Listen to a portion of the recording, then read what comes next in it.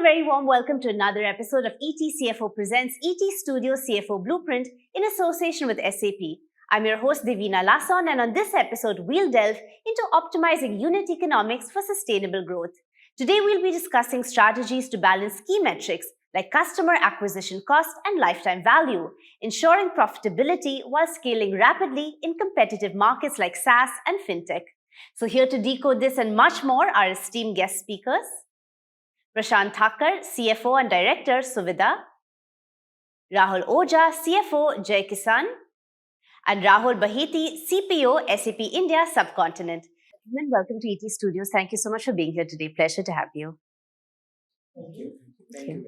Prashant, let's kickstart with you. We're talking about the role of healthy unit economics in organizations. How can you really create or ensure healthy unit economics, and how do different industries approach this?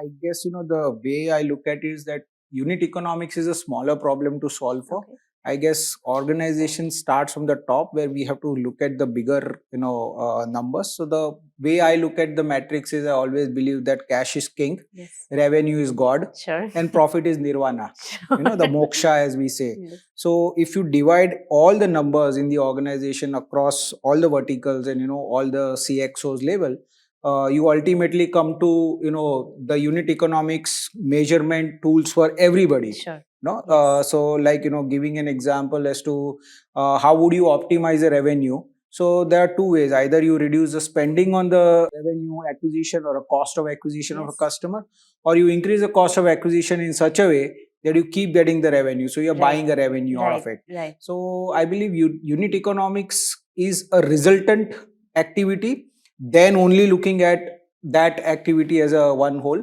Because when entire organization is involved in calculating everything, Yes. I guess that's where the ultimate unit economics results Absolutely. may happen. Yeah, wonderful. That's Thank what my you. thoughts are. Rahul?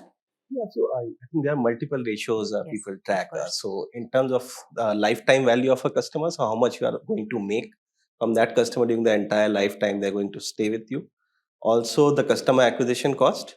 So a typical good ratio in terms of software or SaaS kind of a business would be a 3:1 Sure. kind of a ratio. Yes. That's what people look at. And also it's important to analyze the payback period. So from an acquisition perspective, how much time will it take for the customer to be with you Yes. to make it profitable? So a typical good ratio would be, say, a 12-month time frame. Okay. Whereas in fintech or a longer tail businesses, we would look at a little longer payback period. Okay. So it would be about 12 to 18 months. Okay.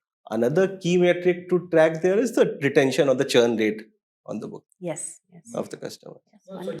The lifetime value which you just been speaking, I just clicked my mind. And when I used to work for Shadi.com, so there the lifetime value measurement was a very key matrix, because the members who subscribe to your website, how many times they are ensuring to keep paying the renewal subscription. Yes. So it just remember my nostalgia days when I used to track all of that. Absolutely. Very different across industries. Yes. Rahul, let's get you in on this. So also in your experience, what does it take really across industries? Because we're looking at everything, as we've just mentioned, Shadi.com, to it, looking at fintech, software. I mean, what does it take for different industries to really measure unit economics? Yeah, so unit economics, first of all, is a very interesting concept, and not that everybody is very familiar with what exactly unit economics means, because today, what you really need to focus on the customer lifetime value or the customer value journey, where it's not only about selling once and then running away. It's selling, helping the customer consume what is being sold to them or use it for the purpose which it was intended, and then actually try to take them to the next level so that they continue to be with you forever, right?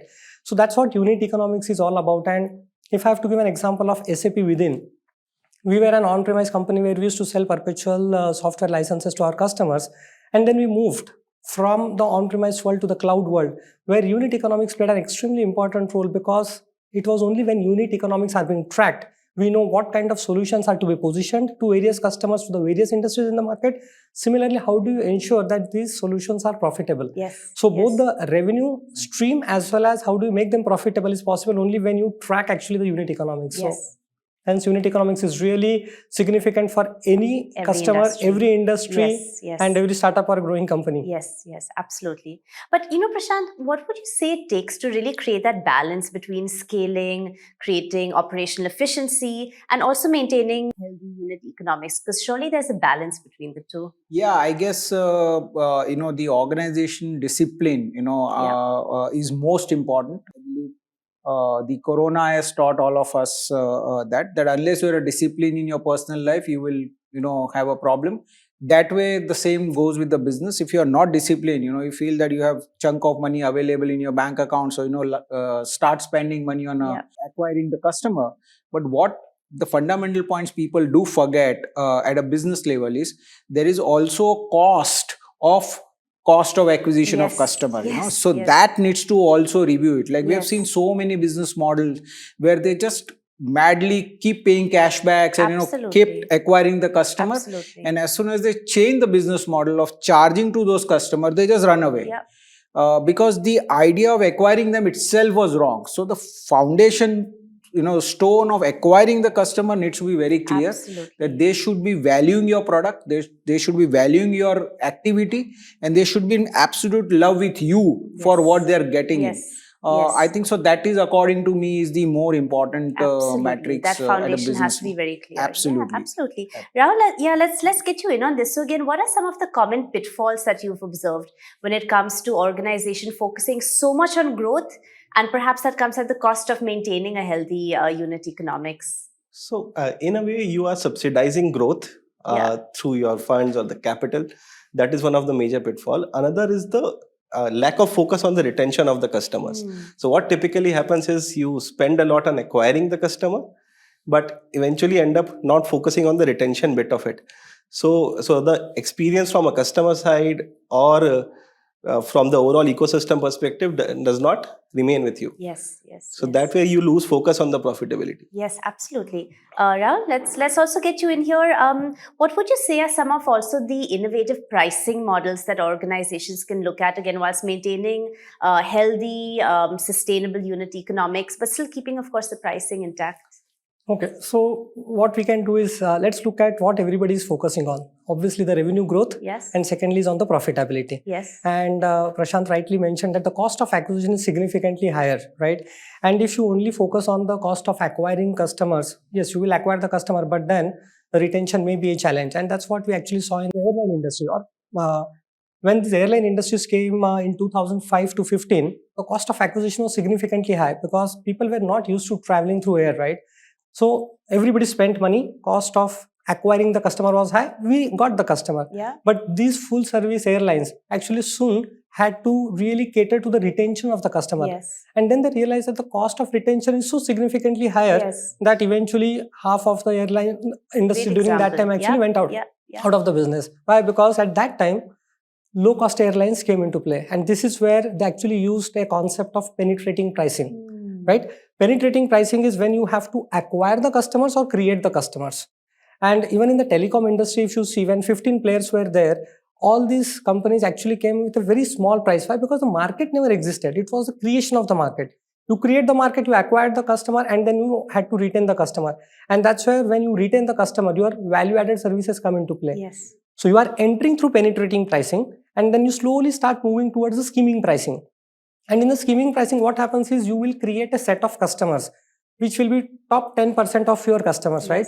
And these are the customers who are actually going to give you the maximum revenue because you are going to create a differentiator for them. And when you create a differentiator, they will be willing to pay premium. And that's what, if you see, most of the companies do, whether it is in real estate, people will try to create very premium villas or the flats, and then the price would be 5 times. You look at the smartphones, or average cost of a smartphone might be 20 grand, but then there are other smartphones which are available at 100,000 rupees, right? And the features and functionalities that people are going to use is going to be 1/10 of what is actually available. But then you are willing to pay 5 times the price. And that's where scheming pricing comes into play. I have seen actually here in the industry or various people, everybody will have their own pricing model. But 2 models is what actually will eventually come down to. One is the penetrating, and then is the scheming pricing. So that both the models exist simultaneously. In few cases, it will be only one model because you decide to choose that you want to be in an industry where you are going to serve the masses or whether you are going to serve only the top class. So what does it really take to keep that competitive edge then? Yeah, so when you have to really serve the customer, as Prashant rightly mentioned, that the cost of acquisition is being taken care of, but how do you really retain the customer? And that's where value-added services come into play. And for these value-added services, I will give you an example. In the automobile industry, if you sell a car, that's the first source of revenue. But then company also has to ensure that they retain the customer and then expand. Now, how do you retain? You have to ensure that the spare parts are going to be available for next 10 years or 15 years, right? Secondly, you also have to see that you have an ecosystem who can serve the car, because every car has to be taken to a service station at least once or twice in a year, right? You need to ensure that there's an ecosystem which will take care of the fuel, right? You cannot all of a sudden stop that. Okay, diesel cars now might be in trouble, right? In future. Sure. So one has to be careful of the availability of the ecosystem so that you can serve your customers all the time. And unless and until you have that ecosystem, it's going to be really challenging. So one is identify the product, solution, or the service that you want to render. Also ensure that you have the ecosystem which can cater to that services. If you are able to manage this, I think revenue is protected for sure. Okay, wonderful. I agree. Actually, I agree with Rahul. In the fintech industry, I've seen this trend the most. The people do just run behind the customer. They feel that they have 10 crore customers, 20 crore customers, and they are happy. But they've never seen the metrics that how many of them are doing a repeat business and how many of them are engaged with you forever. So at Suvidha, what we have done is we have devised a system of loyalty and rewards. So we ensure that the customer once walked into our business, so we have a 2/3 of the customer who are a repeat customers. So 2 customers out of the 3 customers who have done a transaction with me in past are doing a business with me, because it gives me a metrics that how I'm going to be reaching that customer.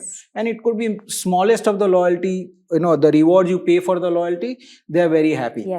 So I agree with Rahul that retention is a key metric. Absolutely. And what would you say it takes really for organizations to consider the overall growth, right? Because as you started with, unit economics is one aspect of the whole growth story. So what does it take to really consider the overall growth, maybe shifting of the business model as the organization grows and keeping unit economics sustainable in that process? So I feel, I look at it that, there are 3 types of business model. It's a soft revenue, hard revenue, and speculation. Right. So when I call it a hard revenue, means your core revenue, where you're like in the SaaS model, if you see, I keep selling the softwares to 10 different people, and that is my hard revenue. My life is going to be, my bread and butter is going to be happening from there. The soft revenue will be like AMC, if I do some customization and all of that. And the top layer is a speculation. Now, what happens is many businesses feel that speculation is a business, which is never the case. No one focuses on hard revenue because they feel that, hard revenue has come up. Now it's very easy to, scale the business model. And they keep spending money on speculation. Now that speculation pyramid is so small that at one night, it will just go away. And I'll give you a classic example of just day before yesterday. Fastech today is finding a survival issue because Mumbai mein 5 toll nakas, which is the highest collection in Mumbai, is now stopped. So they are all finding suddenly 1 crore 50 lakh rupees worth of collection in a day is just gone. So how will they now going to make a revenue? So I think so rather than investing into speculation business, the overall growth should come from your hard revenue, which should be always profitable. Your soft revenue should always be profitable. And speculation, there should be a budget. As much as the pyramid is a top, you do the investment into that pyramid according to the speculative budget which you're planning to do it. Just adding a point there. So probably the CAC spending has been strategic in a lot of cases, what you are talking about speculative, which eventually led to category creations like this. So you have food tech, you have a Q-commerce now, which is favor of the season. Then there was e-commerce earlier days. So that has actually led to the category creation and also enhancing the kind of experience the customer is getting. And now we are now used to say a ride hailing kind of startup. Now we are thinking that maybe a 10-minute delivery is what we actually want. Rather than earlier people were speculating that whether this will work or not. Yeah, absolutely. Very interesting. Rahul, do you also see that there's a difference in the way a B2B model versus a B2C model approaches unit economics? And what would some of those differences be? Sure. So a typical B2B model, the sales cycle would be very long. I mean, you will have to touch many stakeholders. I mean, you would agree to that. There are many people you need to interact with on the totem pole and eventually finally close the sale. So the CAC ends up getting higher. So eventually you have to ensure that how to recover that CAC through your contacts, through some lock-in Yes. period, and maybe getting leads through referrals as such. Whereas on the B2C side, it's more the CAC has to be lower because your per unit sale or the revenue would be much lower. So there you optimize on the volume front, Yes. how soon you can reach masses, and that actually is the major differentiator. Okay, okay, wonderful, yeah. And Rahul, yeah, just to pick up where Prashant left off, in your experience again working across industries, what does it really take for organizations to adapt, to evolve the business model, keeping in mind sustainable unit economics, but really looking at the business as a whole? Yeah, so change is obviously going to be inevitable. Of course. The environment keeps changing. And if you are not aware of who is your real competitor, then it's very difficult. Yes, yes. I like to give the example of the camera companies. Okay. Right? The camera companies, their revenue started declining the moment smartphones were introduced. Yeah. Why? Because today, if you see 80% of the people you ask them, how will you take a photo? Will somebody say that let me go and get my camera? Certainly not, Definitely right? not. They will say, okay, let me just take my phone and a smartphone and take the camera. Similarly, we also saw in the watch companies. The revenue streams of the watch True, companies yes. in our country or globally started going down Absolutely. once the mobiles were introduced. Yeah. Now, if you are a part of that watch company or a camera company, just imagine how difficult it is. And that's where you have to be constantly aware of the change. And you know what the smart thing that watch companies did? They said, we will also now come up with a smartwatch. Yes. Right? Yes. And then they yes. said that watch is not meant Great example, only yeah. for looking at the time. But now you can actually get your messages, you can attend your phone calls. More importantly, it will take care of your health parameters as well, right? And that's where it became so popular that now all these watch companies are still existing. Yes, yes. And see, this is where unit economics come into play. Why? Because it is not about focusing on the reduction on the cost of production, but it is about focusing on where should you spend your money. Yes. Because for these watch companies, they need to actually spend money possibly by doing huge advertisements at the airport or the big malls, right? Where possibly it is meant to attract masses as well as the cream class, right? And that's where unit economics says, guys, don't worry about the cost of production. You will be able to pass on this in the price to the customer. But then focus more on giving that value-added service or a differentiator so that people will continue to remain. And that's where I think change plays a very important role. And if I have to see the very unique thing that has happened in our country, which possibly is still not there in the Western world, and what I see about the food delivery companies in our country, just imagine there was no market, right? Everybody used to go and get the stuff or they will go and have their food at the restaurant. In the last 10 years, the amount of business that these guys have created, these are all created customers, right? These customers never existed practically, right? So millions of customers have got created. And one, as Prashant rightly mentioned, that the cost of acquisition is high. But just think of the cost of retention here. For these customers to be retained, honestly, it's not very difficult. Why? Because you have created the market, you have got the customers hooked onto your platform.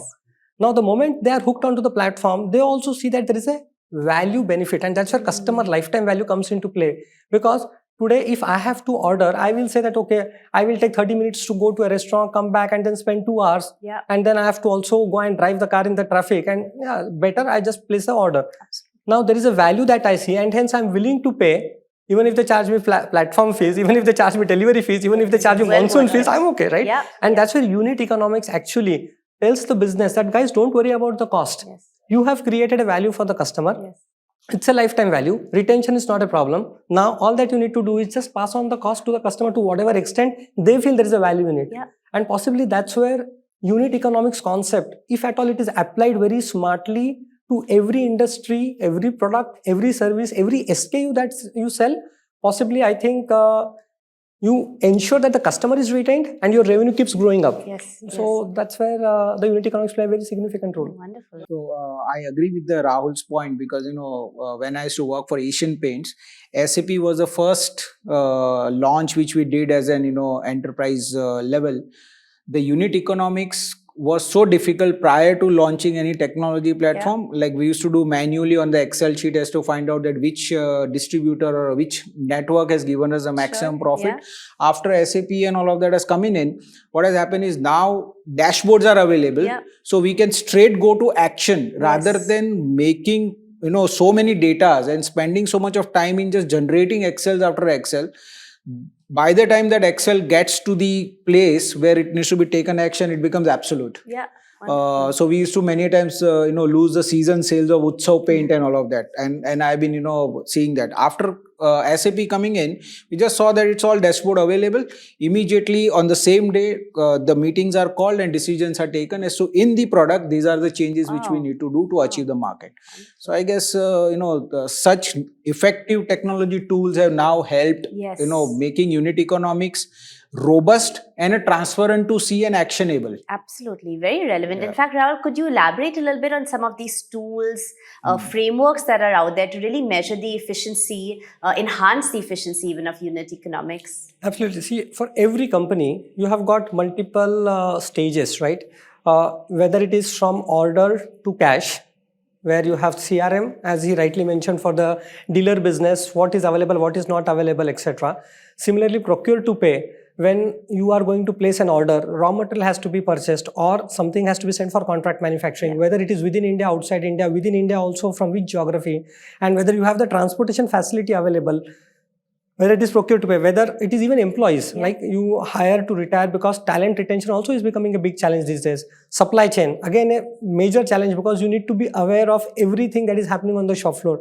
Now for all of these processes, you have products which are available from our company, whether it is for Ariba, whether it is for SuccessFactors or for digital supply chain. And the best part is all of them are integrated. Yes. And the moment they are integrated, actually, you really don't need to worry about the transparency. You don't need to worry about the accuracy, because everything is available. And the best part is it's real time. Real time. So you don't, as you rightly mentioned, that spreadsheets are being created, but you get the inputs possibly 2 days after things have happened or the damage is done.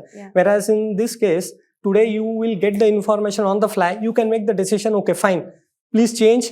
You don't have to continue with this production line today. Dispatch the products possibly to Jamshedpur rather than sending it to Delhi, and so on and so forth. So I think the infrastructure and the tools today are available with various software vendors. Obviously, our company, we believe in the best of suite, because we actually take care of everything, right, within the manufacturing company, service company, and we cater to more than 25 industries. Like our software has possibly the best of practices of all the industries, 25 industries embedded in the software itself, right? Because we have been existing here for almost 50 years. So I think this is what helps the company actually track, identify, ascertain the quantum of unit economics, then make a decision based on the outcome of these unit economics, what changes you need to make to your revenue stream or to your business plan. So that's where the tools like SAP play an important role. A huge role, absolutely. Rahul, anything you'd like to add here? Any experience you've had or any examples of how some of these tools, these frameworks have really helped in taking decisions real time? So these tools, what they have done is they've helped us conduct segment-wise analysis. Overall lending portfolio is behaving in terms of different kind of geographies, what kind of dynamics we are seeing. Also, based on, we do a lot of cohort analysis based on the turnover or the basic ticket sizes of, say, a loan amount or the quantum of the deals which we are entering into, and the kind of scale which these businesses have achieved or the retail borrowers have achieved. So that has been very fruitful for us from a strategic making point of view. Just add to what Rahul just now said, and the Rahul from SAP said. So at Suvidha, we using my SAP. So we just got, so I'll tell you proprietary 3 things. So we got the owns, CWNs and RWNs made from SAP. So owns is obsessively watched numbers. Okay. RWNs is the regularly watched numbers, and CWNs are closely watched numbers. Nice. And that helps us so much that, every division, like I have my obsessively watched numbers so much that, even if I'm in the middle of interview, if that number flashes, I just have to walk and see it on the mobile phone. Wonderful. So, thanks to you guys for, creating such thing. Well, good you didn't have any flashes through this conversation today. Correct. But yeah, gentlemen, thank you so much. It's been such a pleasure. Before we wrap up, could you each leave us with one key takeaway for our audience today when it really comes to optimizing unit economics sustainably? One key takeaway that our viewers can keep in mind. So I always believe, before looking into unit economics, don't, it's a media is what I would say, information masses is what is available right now. Don't get lost into information masses. There has to be a method to the madness. And there are companies and there are technology partners available in the market who can help you sort this madness Yes. methodically to arrive at the conclusion. Wonderful. Wonderful. Thank you. Rahul? So from a unit economics perspective, I feel there should be a journey to optimizing it further. Yes. So every company may eventually end up spending from on a CAC perspective a much higher amount in the beginning phase, but eventually you work towards building a better unit economics through upsell, cross sell, or enhancing the cart size, which we are seeing now in terms of say quick commerce players or e-commerce players, where they're competing with not just being a grocery vendor but also adding electronics or other kind of equipments for you. Yes, absolutely. Wonderful. Thank you, So Rahul. unit economics is a means to an end, and end is obviously the revenue growth, right? Yes. So if you want to achieve a sustainable revenue growth, please look at unit economics right from the beginning and be aware of the changes that are taking place. I think you will be successful in achieving the end. Wonderful. Absolutely. Gentlemen, thank you so much. It's been such a pleasure to have you on ET Studios. Thank you for joining today. Thank you. Thank you. All right, on that note, we conclude this episode of ETCFO presents ET Studio CFO Blueprint in association with SAP. But do join us next time as we continue to decode the strategies and insights that define modern financial leadership. Remember, the blueprint for growth starts with the CFO. Until next time, many thanks for watching.